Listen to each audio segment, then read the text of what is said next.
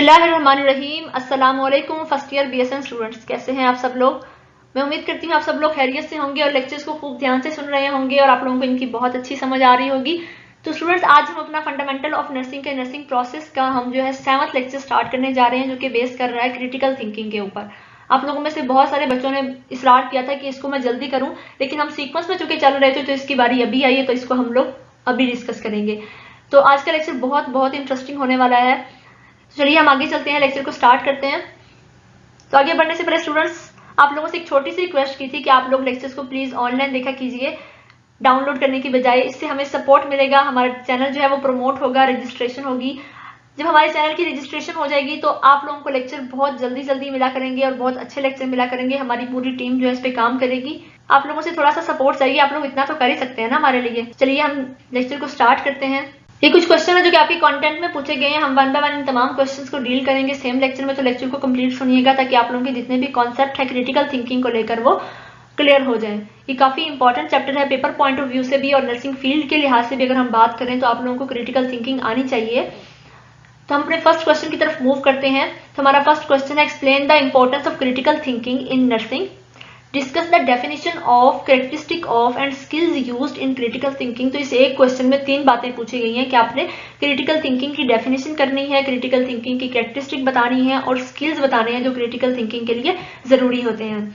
हमारा third question, identify the 3 major factor that affect thinking, कि आपने वो 3 मेजर फैक्टर बताने हैं जो कि थिंकिंग को अफेक्ट करते हैं। फोर्थ क्वेश्चन है, explore ways to enhance and develop critical thinking skills especially as applied to nursing, कि अगर आप क्रिटिकल थिंकिंग स्किल्स नर्सिंग पे अप्लाई करते हैं तो उनको इनहांस करने का और डेवलप करने का क्या तरीका है, कि आप अपने क्रिटिकल थिंकिंग स्किल्स को किस तरह से इनहांस कर सकते हैं और उनको डेवलप कर सकते हैं। देन हमारा फिफ्थ क्वेश्चन है, set personal goal for developing critical thinking skills, कि आप अपने लिए क्या कर सकते हैं अगर आप चाह रहे हैं कि आपके क्रिटिकल थिंकिंग स्किल जो है वो डेवलप करें, आप कुछ गोल सेट करें अपने लिए। ठीक है, इसके अलावा भी कुछ क्वेश्चन है जो हम आगे चल के डील करेंगे इस लेक्चर में, जो कि कंटेंट के अलावा थे लेकिन काफी इंपॉर्टेंट क्वेश्चन थे, तो मैंने वो भी ऐड किए हैं। कोई मसला तो नहीं होगा अगर हम सेकंड क्वेश्चन को फर्स्ट की जगह पे कर लें, क्योंकि डेफिनेशन जो है वो पहले आनी चाहिए, तो मैंने डेफिनेशन शुरू में रख दी है। ठीक है, तो हमारी क्रिटिकल थिंकिंग बेसिकली क्या होती है। क्रिटिकल थिंकिंग जो है आपकी सोच है, आपका कॉग्निटिव प्रोसेस है, आप सोच रहे हैं। It is the cognitive process that uses thinking strategies, आप थिंकिंग स्ट्रेटेजीज इस्तेमाल कर रहे हैं, मुख्तलिफ तरह से सोच रहे हैं। To gather and analyse clients information to evaluate the relevance of information, कि आप जो है अपनी थिंकिंग स्ट्रेटेजीज को इस्तेमाल कर रहे हैं, किस लिए, आप इकट्ठा करने के लिए और एनालाइज करने के लिए क्लाइंट की इंफॉर्मेशन को, और उस इंफॉर्मेशन की रेलिवेंस देखना चाह रहे हैं आप किसके साथ, अपने क्लाइंट के डाटा के साथ में। ठीक है, और फिर आप उसके लिए नर्सिंग एक्शन चूज करना चाह रहे हैं to improve the clients physiological and psychological outcomes.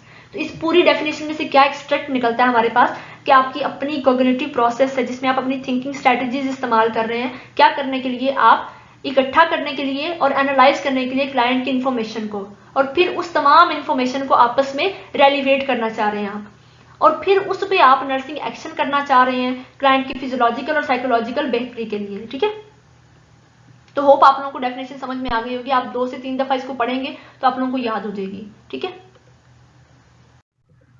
Then importance आती है हमारे पास क्रिटिकल थिंकिंग की। तो हम क्रिटिकल थिंकिंग कहाँ कहाँ इस्तेमाल कर सकते हैं। Use to make accurate and appropriate clinical decision, अगर आप क्रिटिकली सोचेंगे, आप अच्छा सोचेंगे, आप चीजों को रिलेट करके सोचेंगे, इन्फॉर्मेशन आपके पास जो आ रही है आप उस पर इमीडिएटली कोई फैसला नहीं करेंगे, आप उसको एनालाइज करेंगे, प्रोसेस करेंगे, मशवरा करेंगे दूसरों के साथ में, आप एक मैप बना के पूरी सीक्वेंस में उसको सोचेंगे, तो क्या होगा, आप अच्छे क्लिनिकल डिसीजन बना पाएंगे अपने क्लाइंट के लिए। Use to solve problem and find solution, अगर किसी क्लाइंट की कोई प्रॉब्लम आ गई है तो आप उसको सोल्यूशन उसका ढूंढ सकते हैं उसके लिए।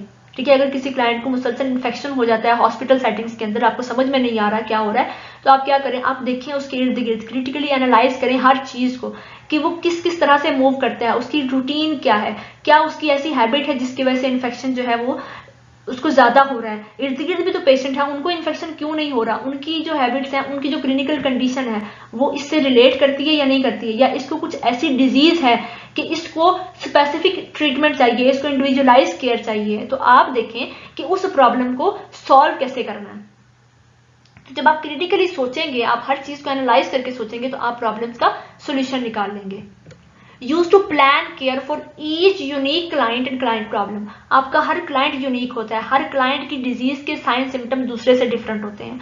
तो आप जब क्रिटिकली सोचेंगे आप डिफ्रेंशिएट कर पाएंगे कि जो प्रीवियस क्लाइंट था सेम डिजीज के साथ, उसमें ये चीजें नहीं थी, ये इसमें नहीं आई हैं इस वाले क्लाइंट में, तो आप उस क्लाइंट के लिए नया प्लान ऑफ केयर डिजाइन कर पाएंगे अगर आप क्रिटिकली सोचते होंगे तो। यूज टू सीक नॉलेज, जब आप क्रिटिकली सोचते हैं हर चीज, जब आप कहते हैं तजस्सुस अगर इंसान के अंदर हो तो वो इंसान को आगे बढ़ाता है। तो जब आपके अंदर क्रिटिकल एबिलिटीज आ जाएंगी थिंकिंग की, तो आप क्रिटिकली सोच के आप नॉलेज गेन करेंगे। आप नया नया जब सोचेंगे, अच्छा सोचेंगे, चीजों को और डीपली ऑब्जर्व करेंगे, तो आपका नॉलेज एनहांस होगा। Use to able to think creatively when planning care of clients, कि जब आप क्लाइंट के लिए केयर प्लान बना रहे होंगे क्लाइंट के लिए, तो क्या होगा, आप क्रिएटिव माइंड होगा आपका। आप हर क्लाइंट के लिए एक नई स्ट्रेटेजी लेकर आएंगे, वो स्ट्रेटेजी जो आपने पहले यूज नहीं की थी अब आपको करनी चाहिए। आपको समझ आएगी कि मुझे पहले जो थी ये कर लेनी चाहिए थी, लेकिन अभी अगर मेरे दिमाग में अभी आई है, मैंने कुछ नया क्रिएट किया है, तो मैं इस पे अप्लाई करता हूँ तो इस पे अच्छे रिजल्ट्स मुझे मिलेंगे। ठीक है, तो ये थे हमारा इंपॉर्टेंस ऑफ क्रिटिकल थिंकिंग। हमारा क्वेश्चन नंबर 2 है कैरेक्टरिस्टिक्स ऑफ क्रिटिकल थिंकिंग। इस क्वेश्चन का पार्ट एक डेफिनेशन थी, वो हमने स्टार्ट में कर ली, तो हम कैरेक्टरिस्टिक्स से आगे कंटिन्यू करेंगे। तो कैरेक्टरिस्टिक्स क्या है, इसकी सबसे पहली कैरेक्टरिस्टिक है रैशनैलिटी एंड रिफ्लेक्शन। तो रैशनैलिटी का हम मतलब पहले भी पढ़ चुके हैं कि किसी चीज की वजह, किसी चीज का मकसद हमें पता चलता है, पर्पस पता चलता है। ठीक है, और रिफ्लेक्शन होता है सोचना। तो क्रिटिकल थिंकिंग की जो कैरेक्टरिस्टिक है कि हमें ये रैशनैलिटी सिखाती है, किसी चीज का पर्पस के बारे में बताती है कि हम किसी चीज का पर्पस ढूंढना चाह रहे होते हैं, और रिफ्लेक्शन मतलब हम उस पर डीपली सोचते हैं। ठीक है, तो एक्सप्लेनेशन में हम इसकी क्या कहेंगे, it is based on reasons and evidence rather than on preference और सेल्फ इंटरेस्ट, कि हम प्रेफरेंस की बेस पे या सेल्फ इंटरेस्ट की बेस पे नहीं, एविडेंस बेस पे और रीजनिंग की बेस पे जो है हम उसको फोकस करते हैं, हम उस पे सोचते हैं। Critical thinker do not jump to conclusion, कि वो जंप नहीं करते कंक्लूजन पे। ऐसा नहीं कि आपने उनको एक बात बताई और उन्होंने फट से उसका सोल्यूशन निकाल दिया।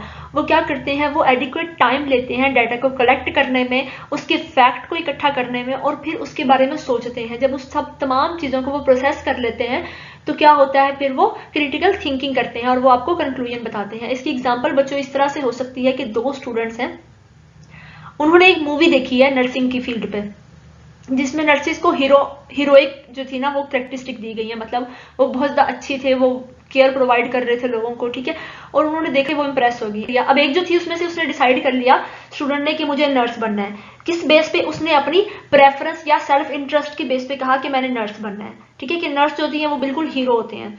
ठीक है, अब सेकंड स्टूडेंट जो थी उसने क्या किया, उसने डाटा इकट्ठा करना शुरू किया कि जो नर्सिंग फील्ड के लोग हैं वो किस तरह से वाकई में काम करते हैं, क्या क्या स्ट्रेटेजीज फॉलो करना होती हैं, अगर हम फॉर्म फिल करेंगे, हम टेस्ट पास करेंगे, हम क्या क्या पढ़ेंगे तो हम नर्स बनेंगे। ठीक है, और आगे जॉब अपॉर्चुनिटीज क्या है इसके अंदर, क्या जो उस मूवी में दिखाया गया था क्या वो वाकई में ऐसा होता है या फिर वो सब कुछ एक स्टोरी थी। ठीक है, तो उसने सेकंड स्टूडेंट ने क्या किया, उसने क्रिटिकली सोचा। फर्स्ट ने क्या किया, अपनी प्रेफरेंस की बेस पे, सेल्फ इंटरेस्ट की बेस पे कर दिया, लेकिन सेकंड स्टूडेंट ने क्या किया, उसने सोचा, तो उसने क्रिटिकली थिंकिंग को फॉलो किया। तो क्रिटिकल थिंकिंग जो है आपको रेशनैलिटी और रिफ्लेक्शन मतलब आपको सोचना सिखाती है। देन सेकंड क्या है, हेल्दी एंड कंस्ट्रक्टिव स्केप्टिसिज्म। तो हेल्दी और कंस्ट्रक्टिव स्केप्टिसिज्म क्या होता है बच्चों, स्केप्टिसिज्म बेसिकली होता है कि शुबा या आप तनकीद जिसे कह रहे होते हैं। ठीक है, तो तनकीद बराए तनकीद ना हो, तनकीद बराए तामीर हो कि आप कुछ नया सीखना चाह रहे हैं। जो क्रिटिकल थिंकर होते हैं ना वो किसी भी चीज को बहुत जल्दी एक्सेप्ट या रिजेक्ट नहीं करते हैं तब तक जब तक वो उसको समझ नहीं लेते हैं। ठीक है, they do not follow rules mindlessly but find reasons behind them. वो रूल्स को जैसे आप इम्प्लीकेशन रूल किए जा रहे हैं, अप्लाई किए जा रहे हैं, वो उसको उस तरह से नहीं मानते, बल्कि वो उन रूल्स के पीछे रीजन ढूंढना चाहते हैं कि किस रीजन की वजह से रूल अप्लाई किया जा रहा है। ठीक है, जैसे आप हॉस्पिटल में देखते हैं कि बहुत सारे फार्मेसीज वाले, बहुत सारे ब्रांड वाले अपनी मेडिसिन की एडवर्टाइजमेंट करने आते हैं। अब फॉर एग्जांपल एक एडवर्टाइजर आया, उसने आके क्या क्या सेल्स पर्सन ने उसने आके नर्स को कहा कि ये मेडिसिन जो है आप जो हॉस्पिटल में यूज कर रहे हैं उससे अच्छी है। ठीक है, अब ऐसी बात नहीं है कि नर्स उसको फौरन से मान लेगी या उसको रिजेक्ट कर देगी, वो उस पर सोचेगी, वो उससे पूछेगी कि आप किस बेस पे बात कर रहे हैं कि ये मेडिसिन उस मेडिसिन से अच्छी है, आप प्रूव करें। अगर तो वो बंदा जो है वो प्रूव कर लेगा और आप बिल्कुल सेटिस्फाई हो गए कि ये वाकई में मेडिसिन अच्छी है तो आप उसको एक्सेप्ट कर लेंगे, वरना आप उसको रिजेक्ट कर लेंगे, लेकिन इमीडिएट बेसिस पे आप कोई फैसला नहीं करेंगे। ठीक है, तो ये जो आपको क्रिटिकल थिंकिंग है ये आपको हेल्दी और कंस्ट्रक्टिव स्केप्टिसिज्म सिखाती है, आप में बर्दाश्त आती है, आप चीजों को समझना सीखते हैं इसमें। ठीक है, नेक्स्ट आपके पास क्या है, ऑटोनॉमी। ऑटोनॉमी का क्या मतलब होता है कि आप खुद मुख्तारी आपके अंदर आ गई है। Critical thinker are not easily manipulated, इनको मैनिपुलेट नहीं किया जा सकता, मतलब आप इनको अपने मकसद के लिए कभी भी इस्तेमाल नहीं कर सकते हैं। आप चाह रहे हैं कि ये आप जैसे बोल रहे हैं वैसे फैसला करें, तो ये कभी भी नहीं करेंगे।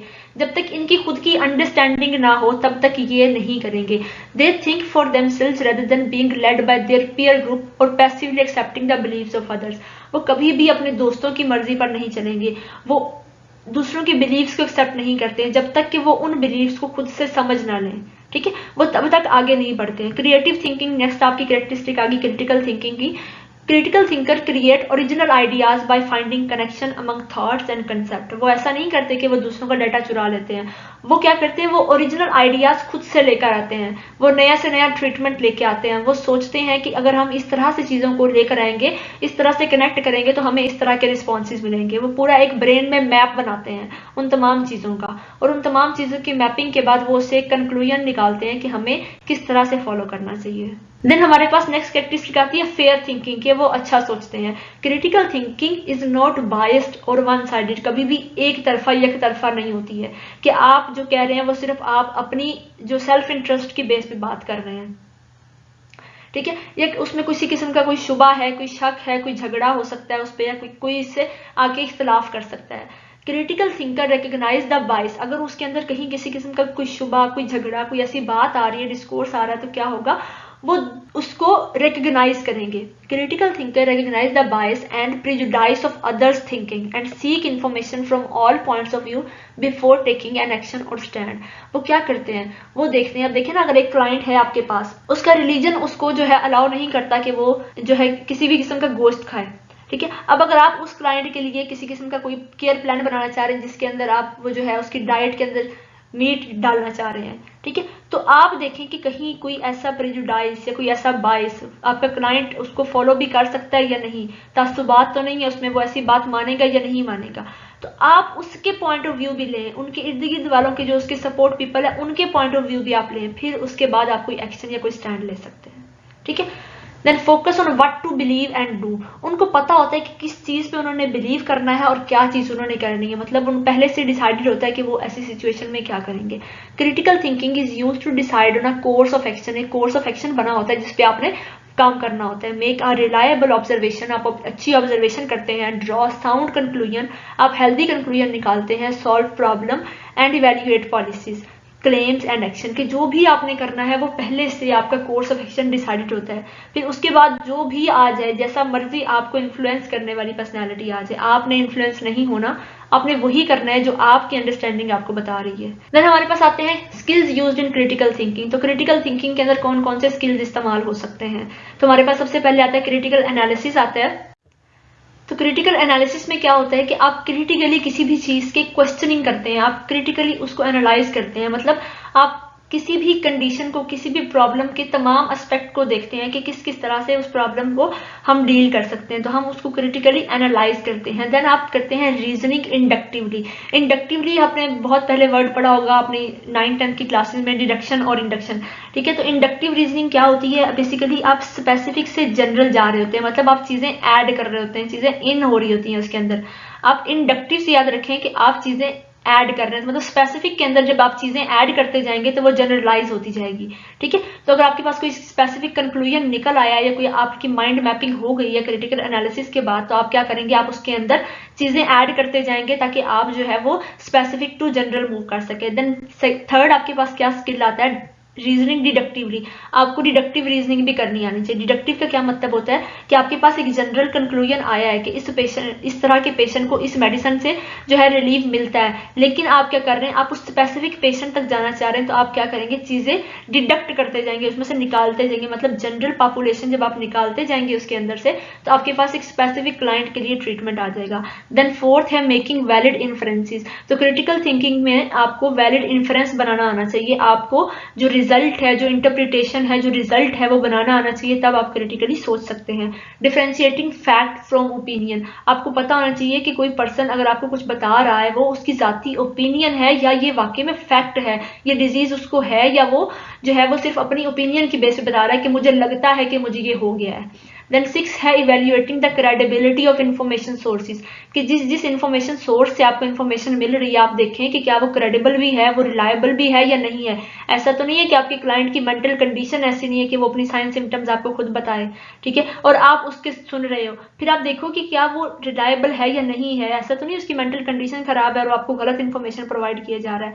देन क्लैरिफाइंग कॉन्सेप्ट, आपने जितनी इन्फॉर्मेशन उससे ली है, जितने कंसेप्ट आपके ब्रेन में बने हैं, उसके जितने स्केच आपने बनाए हैं, तो आप वो देखें कि क्या उसको रीअसेस करें कि क्या मेरे कॉन्सेप्ट जो है वो ठीक भी हैं या नहीं है। देन रिकग्नाइज एजम्पशन, कि जो एजम्पशन आपने बना ली आप उनको रिकग्नाइज करें, ठीक है। तो ये आपके पास स्किल्स हैं जो आपको क्रिटिकल थिंकिंग के लिए रिक्वायर्ड होते हैं। Then identify the 3 major factor that affect thinking, तो थिंकिंग को अफेक्ट करने वाले काफी सारे फैक्टर मुझे मिल गए थे तो मैंने सारे ऐड कर दिए, तो आप लोग तमाम भी कर सकते हैं। फर्स्ट आपके पास क्या है, थिंकिंग को इफेक्ट कौन कौन करता है, education and comprehension. Basically education किस तरह से करती है, आप जितने ज्यादा पढ़े लिखे होंगे आपका ब्रेन उतना वास्ट होगा, आप उतने बड़े लेवल पे जाके ब्रॉड माइंडेड होकर सोचेंगे, तो आपकी थिंकिंग जो है वो ब्रॉड होगी। देन आती है कॉम्प्रीहेंशन। कॉम्प्रीहेंशन का मतलब होता है कि आप किसी कंडीशन को किस तरह से इंटरप्रेट करते हैं, किस तरह से आप उसको समझते हैं, ठीक है। जब आप समझेंगे अच्छी, आपकी समझने की सलाहियत अच्छी होगी तो आप सोचेंगे भी उसको अच्छा, जितना अच्छा आप प्रोसेस करेंगे अपने ब्रेन के अंदर उतनी आपकी थिंकिंग अच्छी होगी, ठीक है। देन एनवायरनमेंट प्रोवाइड जाता है कि किस तरह के एनवायरनमेंट में अगर आप सोच रहे हैं, अगर आपको जो है अच्छा एनवायरनमेंट दिया गया है जहाँ जो लाइटेड है, वेल वेंटिलेटेड है, एक कूल काम सा एनवायरनमेंट है जहाँ पे कोई डिस्ट्रैक्शन नहीं है आपके ब्रेन पे, ठीक है, तो वहां पे आप अच्छा सोच सकते हैं। लेकिन अगर आपको कोई एनवायरनमेंट ऐसा दिया गया है जो कंजेस्टेड सा है, सफोकेटेड सा है, जहाँ पे वेंटिलेशन नहीं है, आप तो क्या होगा, वहां पे थिंकिंग अच्छी नहीं होगी। एंग्जाइटी लेवल जो है वो डिपेंड करता है कि अगर आप मेंटली परेशान हैं, किसी किस्म की आपको कोई टेंशन है, तो क्या होगा, आपकी थिंकिंग अफेक्ट होगी उससे। एटीट्यूड आपका बेस करता है कि आपका एटीट्यूड क्या है, आप उस प्रॉब्लम के बारे में सोचना भी चाहते हैं या नहीं सोचना चाहते हैं। देन लेवल ऑफ प्रिपरेशन क्या है कि कोई भी कंडीशन अगर आ गई है, कोई प्रॉब्लम आ गई है, तो आप उसके लिए पहले से कितने प्रिपेयर थे। अगर तो आप अच्छे से प्रिपेयर थे तो उस कंडीशन में क्या होगा कि आपका जो माइंड है वो रिलैक्स होगा और आप अच्छे से उसका सोल्यूशन निकाल पाएंगे। लेकिन अगर वो एक्सीडेंटली कोई कंडीशन ऐसी आ गई है जो कि अनएक्सपेक्टेड कंडीशन थी, कोई एमरजेंसी कंडीशन आ गई है, तो आप प्रिपेयर उसके लिए बिल्कुल भी नहीं थे, तो क्या होगा, ऐसे में आप नहीं सोच पाओगे। देन लर्निंग स्टाइल आता है कि अगर आप लोगों ने अच्छे से पढ़ा होगा चीजों को, जब आप अच्छे से पढ़ोगे तो आप अच्छे से उन चीजों को समझ के आप इंटरप्रिटेशन कर सकोगे। देन इंटेलेक्चुअल डेवलपमेंट होती है कि आपका जो ब्रेन है वो किस हद तक ज़हीन है, आपके ब्रेन के अंदर किस तरह की आईक्यू लेवल आपने मेंटेन किया हुआ है, कितनी ज्यादा इंफॉर्मेशन स्टोर कर सकता है आपका ब्रेन, ठीक है। तो ये तमाम फैक्टर जो है आपकी थिंकिंग को अफेक्ट करते हैं। देन आता है explore ways to enhance and develop critical thinking skills especially applied to nurses, ठीक है, कि अगर जो है आप नर्सिंग के अंदर अपने क्रिटिकल थिंकिंग स्किल्स को एनहांस करना चाहते हैं तो आप किस तरह से करेंगे।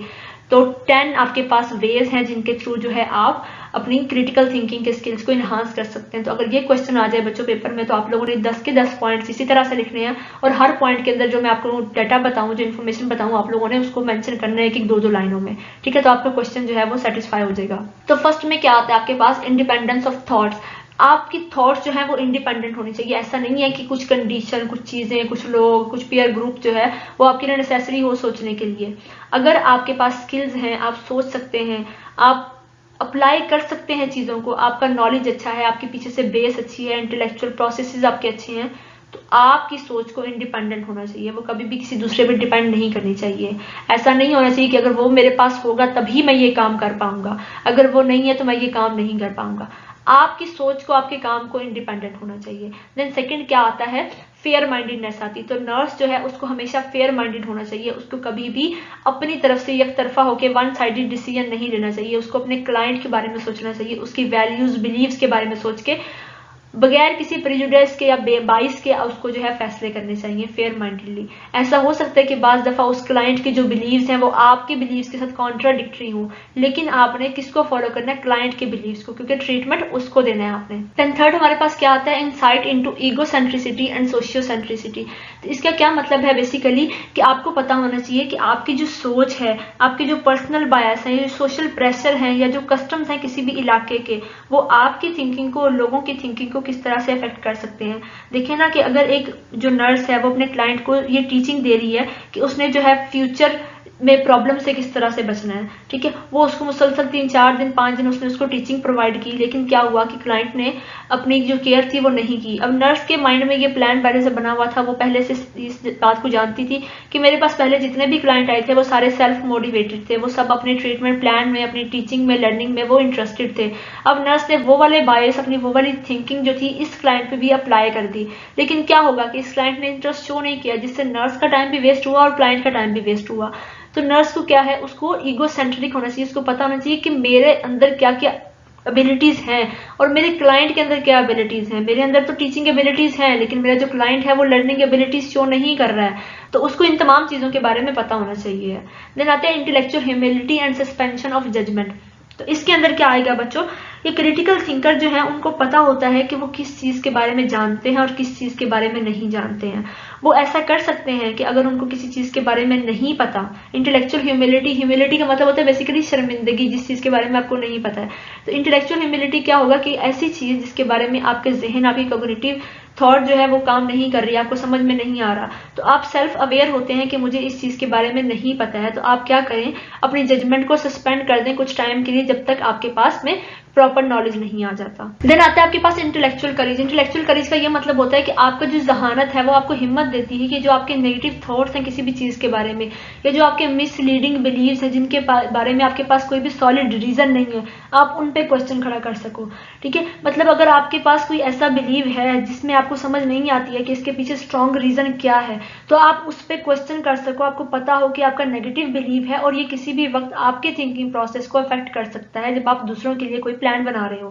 ٹھیک ہے, ہاں ایسا ہو سکتا ہے کہ جو آپ کے ریشنل بلیوز ہیں جن کے پیچھے آپ کے پاس کوئی سالڈ ریزن ہے جو کہ پروون ہے کہ یہ واقعی میں صحیح ہے, تو آپ ان پہ اسٹک کر جاتے ہو کہ یہ بلیو جو ہے میرا بالکل ٹھیک ہے. دین انٹیگریٹی آتی ہے. انٹیگریٹی کا کیا مطلب ہے, discipline of striving to be thorough and honest to learn, کہ آپ جو ہے آپ آنیسٹ ہوں سیکھنے کے لیے. کہ مطلب اگر جس طرح سے آپ دوسروں کے نالج کو کوشچن کرتے ہیں کہ اگر یہ ایسا ہے تو یہ کیوں ایسا ہے, تو آپ اسی طرح سے اپنے نالج کو بھی کوشچن کرو کہ اگر میں ایسا کر رہا ہوں تو میں کیوں کر رہا ہوں, اور اگر مجھے ایسا نہیں کرنا چاہیے تو کیوں نہیں کرنا چاہیے. تو آپ اپنے نالج کو کیا کریں, تھورو دوبارہ سے ایک دفعہ سے ریویو کریں, ری اسیس کریں کہ جو میرے پاس نالج ہے کیا وہ صحیح ہے یا غلط ہے. ٹھیک ہے, دین آتا ہے پرسیورنس. پرسیورنس سے کیا مطلب ہوتا ہے, persistence in doing some thing despite of difficulty, کہ اگر آپ کو مشکل ہو بھی رہی ہے تب بھی آپ اس چیز سے اسٹک رہیں, اس کام کو آپ کرتے رہیں. مطلب اگر نرسز کام کر رہی ہے تو وہ ڈٹرمنیشن سے کام کریں. ٹھیک ہے, اور جتنے بھی ایشوز اس کے راستے میں آ رہے ہیں اس کو وہ ریزالو کرتی جائیں. تو اگر آپ یہ ریزالو کرتے جائیں گے اپنے جتنے بھی ایشوز آپ کے راستے میں آ رہے ہیں, تو کیا ہوگا کہ آپ کے اندر جو کریٹیکل تھنکنگ کے اسکلز ہیں وہ انہانس ہوتے جائیں گے. دین آتا ہے confidence in reasoning. Confidence in reasoning کا کیا مطلب ہے کہ جب آپ کے پاس جو ہے کریٹیکل تھنکنگ کے اسکلز آ جائیں گے اور آپ جو ریزننگ دے رہے ہیں, آپ کا پیچھے سے نالج بیس اتنی زیادہ اسٹرانگ ہونی چاہیے کہ آپ جب ریزننگ کر رہے ہیں کسی کے ساتھ, کسی کو دلائل دے رہے ہیں کسی بات کے بارے میں, تو آپ ان کے بارے میں اتنے کانفیڈنٹ ہوں کہ آپ کو پتا ہو کہ یہ چیزیں صحیح ہیں, میں نے صحیح پڑھی گئی ہیں, میں نے صحیح طرح سے ان کا فیصلہ کیا ہے. جب آپ کانفیڈنٹ ہوں گے تو آپ کا جو برین ہے وہ آپ کی پازیٹیوٹیز باہر لے کر آئے گا. ٹھیک ہے, اور آپ کریٹیکلی اچھا سوچ سکیں گے. دین کیا آتا ہے 9th پہ ہمارے پاس interest in exploring both thoughts and feelings. آپ جو ہے اپنی تھاٹس کو اور فیلنگس کو بھی ایکسپلور کریں گے اور دوسروں کی تھاٹس اور فیلنگ کو بھی ایکسپلور کریں گے. آپ جاننا چاہیں گے, تو جب آپ جاننا چاہیں گے تو کیا ہوگا کہ آپ کی تھاٹس اور فیلنگ جو ہے وہ براڈ ہونا شروع ہو جائیں گے, اور جیسے جیسے آپ براڈ ہونا شروع ہوگے آپ کی تھنکنگ ایبلٹیز جو ہے وہ امپروو ہونا شروع ہو جائیں گی, اسکلز آپ کے امپروو ہونا شروع ہو جائیں گے. دین آتا ہے کیوروسٹی. کیوروسٹی کا مطلب ہوتا ہے کہ آپ میں تجسس آ جائے گا, اور جہاں آپ کے اندر تجسس آ جائے گا وہاں آپ کی سیکھنے کی صلاحیت جو ہے وہ اور زیادہ ہو جائے گی. ٹھیک ہے, تو یہ اسکلز ہیں 10 اسکلز جو کہ آپ کی کریٹیکل تھنکنگ اسکلز کو امپروو کرتے ہیں. دین آتا ہے set personal goal for developing critical thinking skills, کہ آپ نے کریٹیکل تھنکنگ کو ڈیولپ کرنے کے لیے اپنے پرسنل گول کچھ سیٹ کرنے ہیں. The ultimate goal of critical thinking is to solve problem اور میک ڈیسیژن. کہ جب آپ کریٹیکل تھنکنگ کرنا چاہ رہے ہوتے ہیں تو بیسیکلی سب سے پہلے آپ نے کچھ بھی کرنا ہو تو آپ کو پریکٹس چاہیے ہوتی ہے.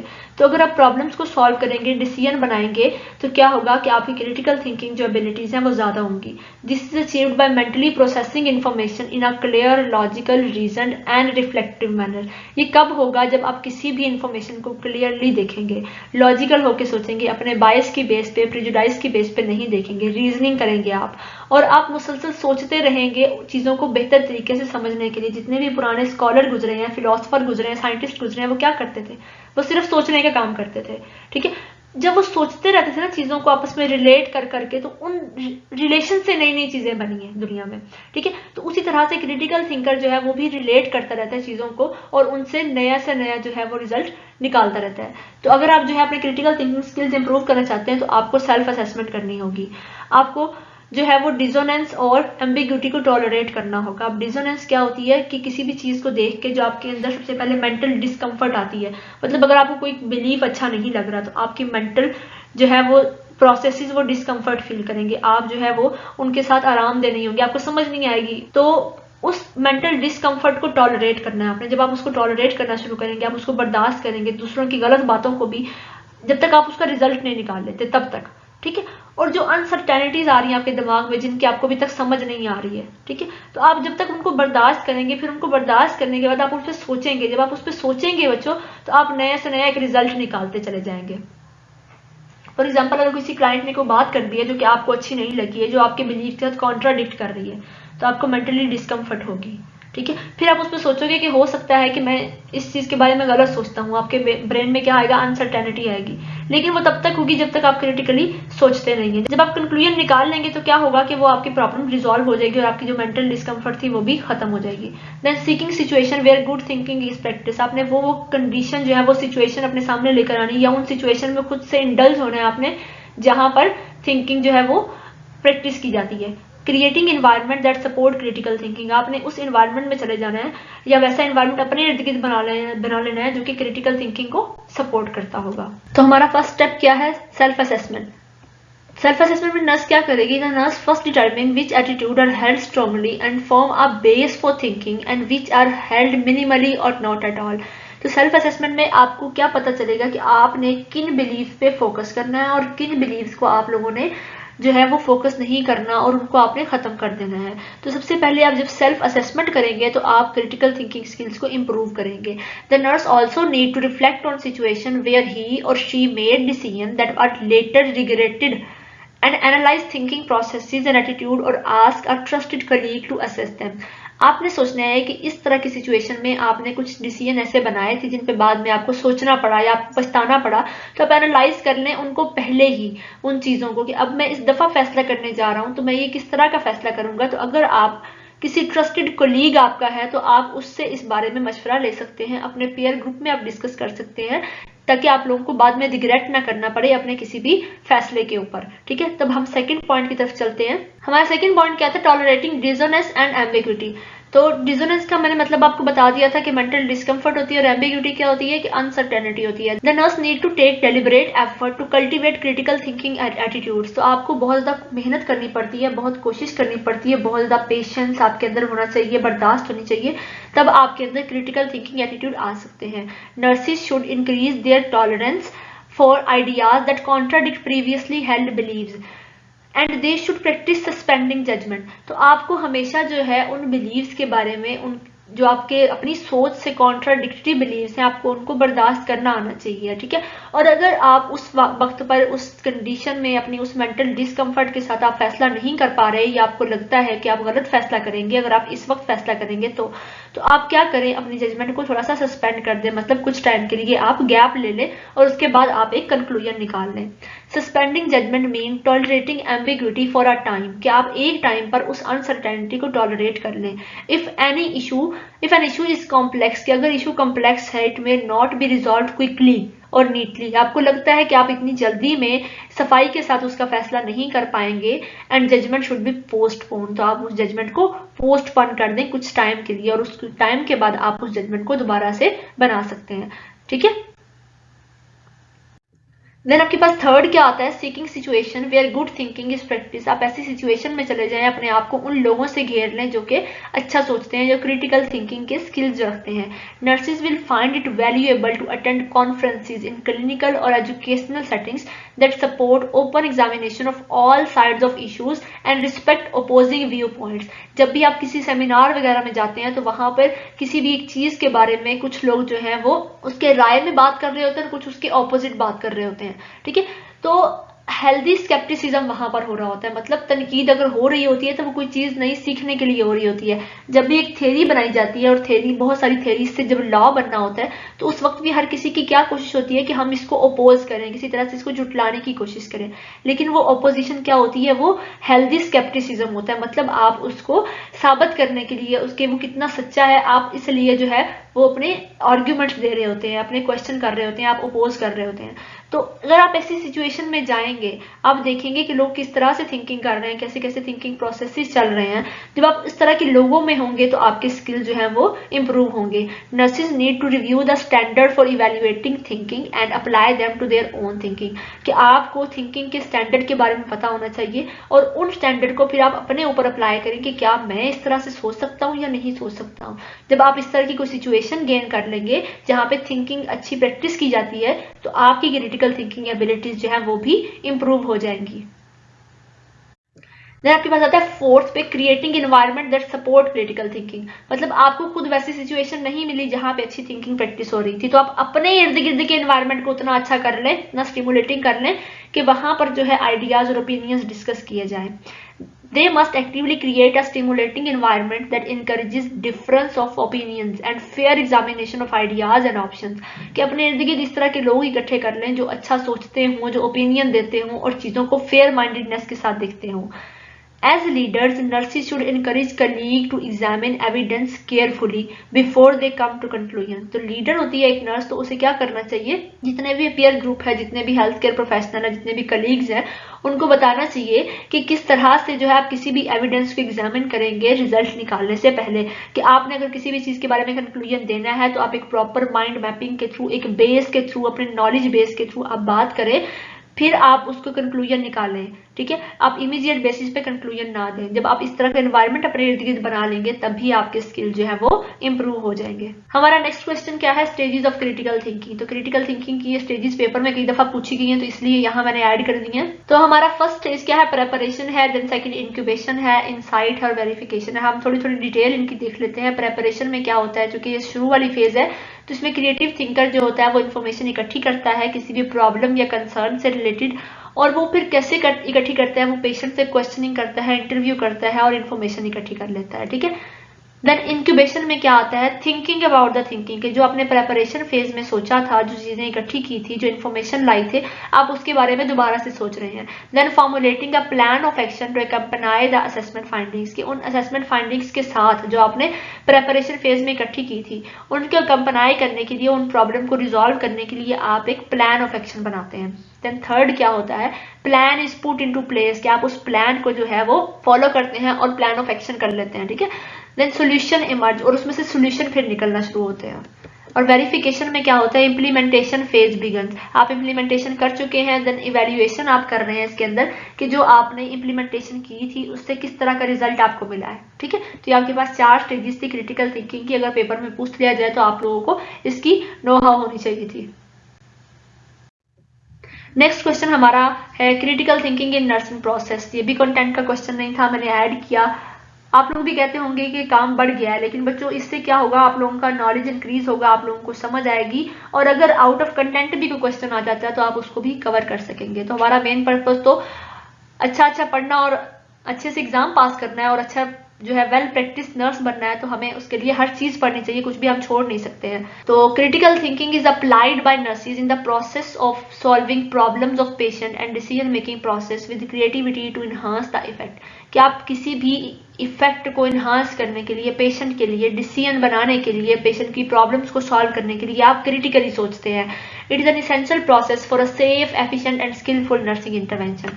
नर्सिंग इंटरवेंशन के लिए बहुत जरूरी होता है, और इसके अंदर 2 चीजें आती हैं, बेसिकली प्रॉब्लम सॉल्विंग आती है और डिसीजन मेकिंग आती है। अब हम वन बाय वन इन दोनों को डिस्कस करेंगे कि अगर आप क्रिटिकल थिंकिंग नर्सिंग प्रोसेस के अंदर करते हैं तो आप प्रॉब्लम को किस तरह से सॉल्व करेंगे और डिसीजन कैसे बनाएंगे।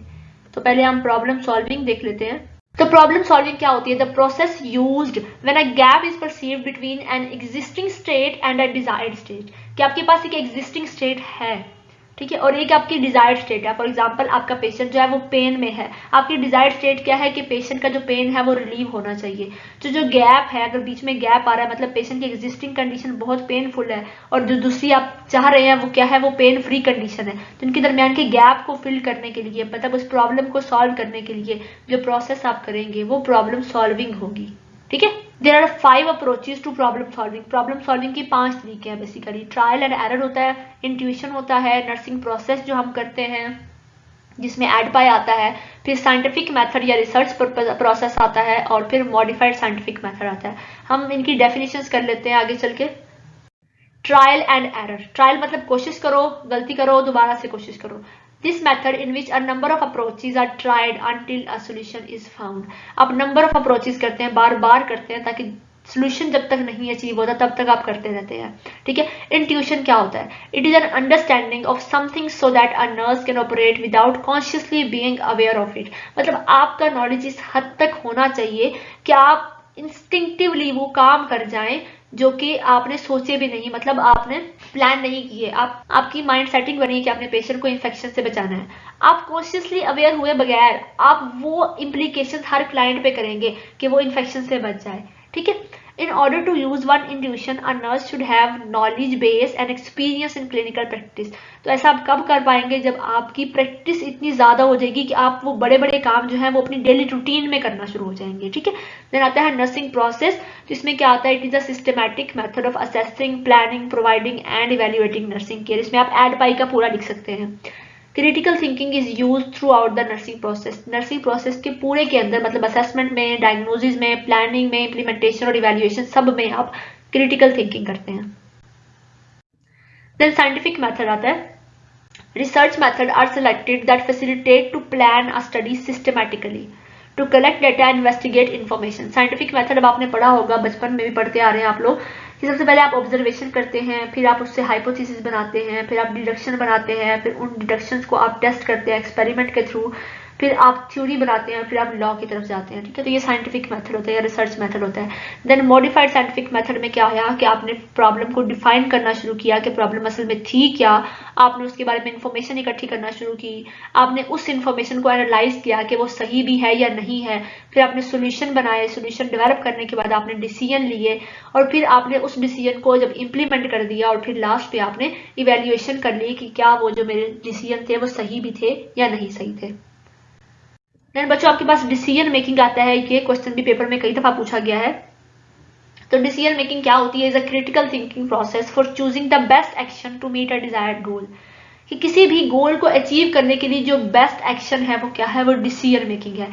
Decision making is defined by Strader, the process of establishing criteria by which alternative courses of action are developed and selected. کہ آپ نے ایک ایسا کرائٹیریا سیٹ کرنا ہے جس میں بہت سارے ایکشن جو ہیں آپ ڈیولپ کریں, سلیکٹ کریں اور ان کو امپلیمنٹ کریں. ٹھیک ہے. دیکھیں نا, جب آپ کا ڈیسیژن اچھا بنے گا کلائنٹ کے لیے, آپ نے ڈیسائیڈ کر لیا کہ اس پیشنٹ کو میں نے اس طرح کی کیئر پرووائڈ کرنی تبھی جا کے یہ ٹھیک ہوگا, تو آپ کا ڈیسیژن مینلی بیس کرتا ہے آپ کی اس پورے نرسنگ پلان کی کامیابی کے اوپر. تو آپ کا جو ڈیسیژن ہے وہ اگر صحیح ہوگا تو آپ کا نرسنگ پلان جو ہے وہ صحیح جائے گا, لیکن اگر آپ کا ڈیسیژن ہی شروع میں غلط بنا ہے تو کیا ہوگا کہ آپ کا نرسنگ پلان فیل ہو جائے گا. تو ڈیسیژن میکنگ کے سٹیپس ہیں, 7 سٹیپس ہیں. سب سے پہلے آپ کے پاس آئیڈینٹیفائی دا پرپس آتا ہے کہ آپ کس لیے ڈیسیژن بنانا چاہ رہے ہیں, آپ کرائٹیریا سیٹ کرتے ہیں, پھر آپ اس کرائٹیریا کو ویٹ کرتے ہیں. ہم ان سب کو آگے ڈسکس کرتے ہیں, تو ابھی ہم ان کو صرف ایک دفعہ ریڈنگ دے لیتے ہیں. Seek alternatives, test alternatives, troubleshoot and evaluate the action. اب ہم ون بائی ون سب کو ڈسکس کرتے ہیں. آئیڈینٹیفائی دا پرپز میں کیا ہوگا؟ ان this step the nurse identified why a decision is needed, کہ ایک ڈیسیژن کیوں چاہیے, کس لیے کرنا ہے, اور اس سے کیا آپ کو اچیو ہوگا. دین سیٹ دا کرائٹیریا. کرائٹیریا میں کیا آئے گا؟ When the nurse set the criteria for decision making, 3 question must be answered. What need to be achieve, آپ اس ڈیسیژن سے کیا اچیو کرنا چاہ رہے ہیں, مطلب آپ پہلے سے آؤٹ کم سیٹ کر رہے ہیں. وٹ نیڈ ٹو بی پریزروڈ, کہ کیا چیزیں آپ کو بچا کر رکھنی چاہیے. And what need to be avoided, اور کن چیزوں سے آپ کو بچنا چاہیے. ٹھیک ہے. مطلب آپ کیا کیا کچھ ایسے فیصلے جو آپ کے بیک اپ پلان ہیں آپ کو وہ پریزرو میں رکھنے ہیں, اور کچھ کن چیزوں سے آپ نے بچنا ہے. Wait the criteria. In this step the decision maker set priorities اور رینک ایکٹیویٹیز اور services in order of importance from least importance to most important, आप डिसाइड करते हैं कि लीस्ट इंपॉर्टेंट मेरी कौन सी होनी चाहिए चीजें और मोस्ट इंपॉर्टेंट मैंने किनको रखना है, ठीक है। और जैसे जैसे वो सिचुएशन से रिलेट करते जाएं आप उनको उस तरह से फॉलो करते जाएं, मतलब पहले मोस्ट इंपॉर्टेंट और एंड पे जाके लीस्ट इंपॉर्टेंट के बारे में आप डिसीजन बनाएंगे।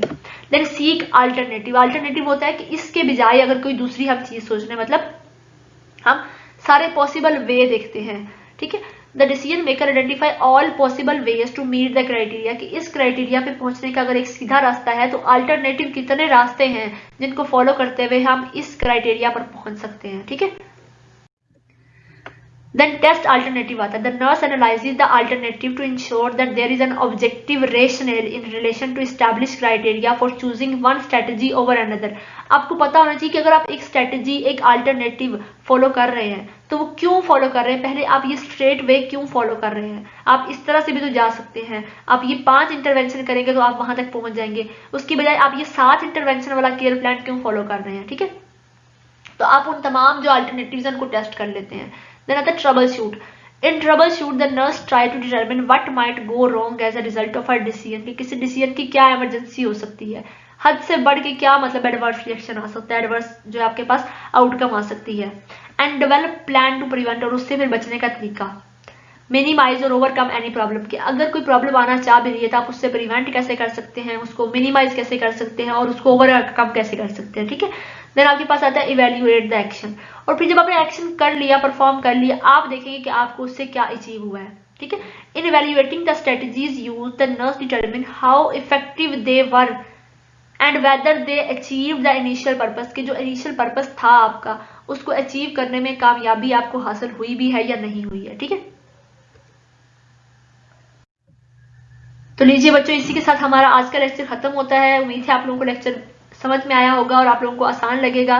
तो अगर आप लोगों को लेक्चर हेल्पफुल लगा है तो इसको दूसरों के साथ शेयर कीजिएगा ताकि वो लोग भी इसको उतने अच्छे से कर सकें।